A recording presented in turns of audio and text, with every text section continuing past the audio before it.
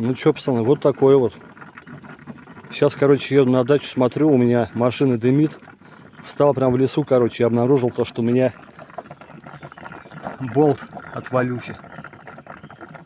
Храповика, как видите. В итоге, что мы имеем? Вон там, если видать.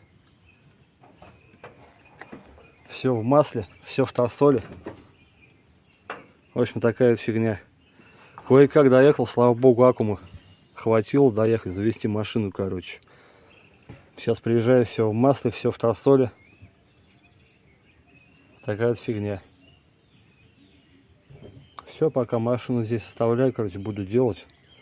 Короче, вся проблема в самом болте. Я не знаю, как там шпонка слезалась или нет от этого. Ну, вроде как зажигание не пропало. Машина заводится. В общем, посмотрим завтра, что будет. Если свободное время будет, завтра схожу в магазин, возьму шайбу, саму гайку этого храповика. Затяну и посмотрим, что будет, как будет работать.